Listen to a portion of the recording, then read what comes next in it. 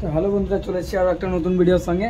আজকে যে এই কেকটা দেখতে পাচ্ছ তোমরা, এই কেকটা পুরোটাই বিনা নজলে ডেকোরেশন করব। ওকে, পুরো কেকটাই, ঠিক আছে? কোনোরকম কোনো নজল আমি এখানে ইউজ করব না। যা ডিজাইন পুরো অল কমপ্লিট হবে বিনা নজলে। তো পুরো ভিডিওটা দেখতে থাকো। আর আমার চ্যানেল যদি নতুন হও তো চ্যানেলটিকে অবশ্যই সাবস্ক্রাইব করবেন। তো চলুন শুরু করি। তো সবার প্রথমে কেকটাকে আইসিং করে নেবো খুব ভালো মতন। তো এই যে ঢালাই করার জন্য যেটা আমি প্রত্যেকবারই শিখিয়েছি, এই যে দেখুন স্কেলটাকে কিন্তু এরমভাবে কিন্তু করতে হবে আপনাকে। ওকে, এক জায়গায় কিন্তু এরমভাবে শুধু টেনে গেলে হবে না, এরমভাবে হালকা করে, হ্যাঁ, এরমভাবে একবার এদিক একবার এদিক একবার এদিক একবার এদিক এরমভাবে কিন্তু করতে হবে। এই যে দেখুন সাইডে, এই যে সাইডেও কিন্তু সেম প্রসেস, এই যে কীভাবে এভাবে করে করতে হবে, ঠিক আছে? এরকম না যে কি আপনি এভাবে ক্রিম লাগিয়ে এরকম করতে থাকবেন, এরকম কিন্তু নয়। এর আগেরও একটা ভিডিওতে আপনাদের সাথে শেয়ার করেছিলাম। দেখুন এরকমভাবে নাইফটাকে দুদিকেই চালাতে হবে, ঠিক আছে? একদিকে শুধু চালালে হবে না, দুদিকেই চালাচ্ছি আমি, যেরকমটা দেখতে পাচ্ছেন। এরকমভাবে চালিয়ে চালিয়ে পুরো কেকটাকে আস্তে আস্তে কভার নিতে হবে। তো ফটাফট এই কেকটাকে আইসিংয়ের কাজটা কমপ্লিট করে নিই।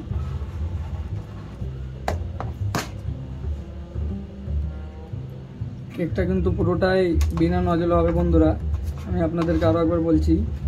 পুরো ভিডিওটা দেখুন, আর আমার চ্যানেল নতুন থাকলে সাবস্ক্রাইব করবেন। পুরো ভিডিওটা দেখার অনুরোধ রইল।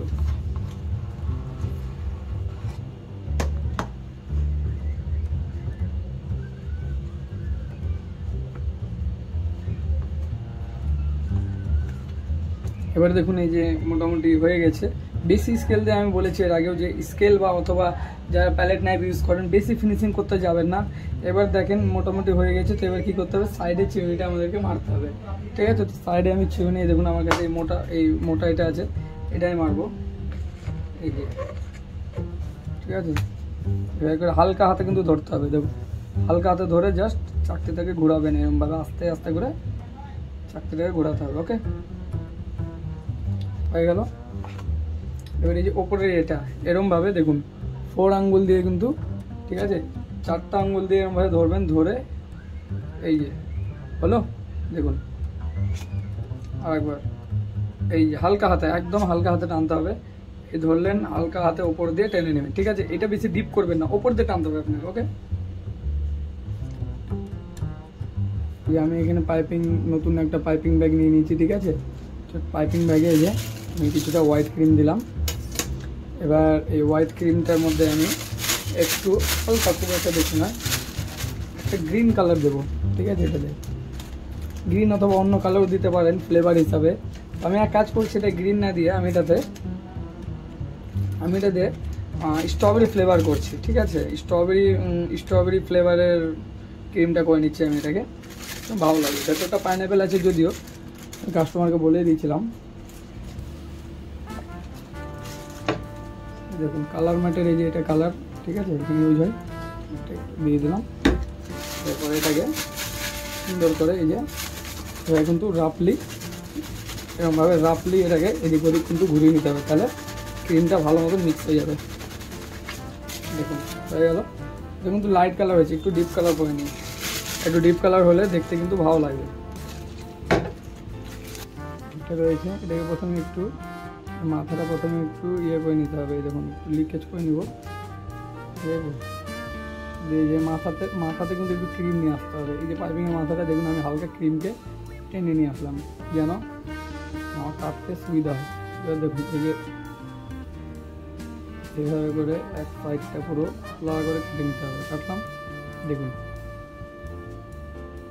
ঠিক আছে? এবার এই সাইড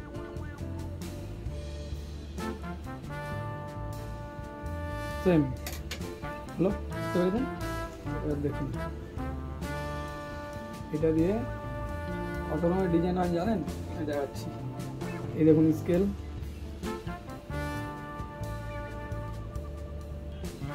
বুঝতে পেরেছেন? দেখেন বিনা নজলে। এবার আমি এটা দেখাচ্ছি আমার কেকের উপরে।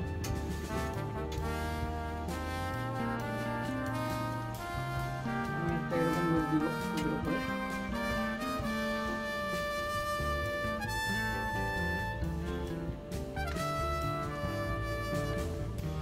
ঠিক আছে, পিজা কাটারটা দিয়ে একটা এখানে দাগ দিয়ে নেবো, যেটা আমি থাম্বনেলে দিয়েছিলাম। ওকে,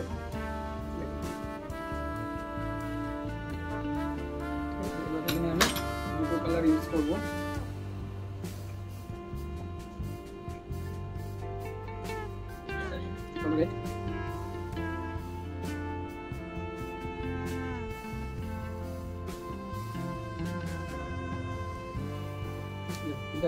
বেন্টের মাছের মতো লাগছে দেখুন, আর এদিকে এটা দিব পাইনাপল। তো এই যে ফটোফট আমি 3টা ফুল এখানে খুব তাড়াতাড়ি আপনাদেরকে বানানো দেখাবো।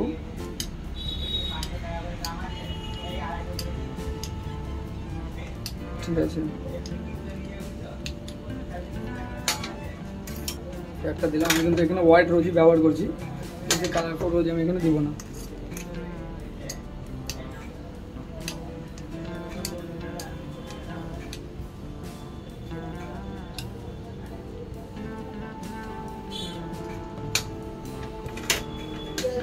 ফ্লাওয়ারটা বাদ দিয়ে।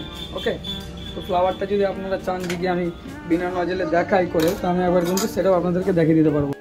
এবার ফটাফট দুটো পাতা মেরে দিলাম। ঠিক আছে, এবার দেখুন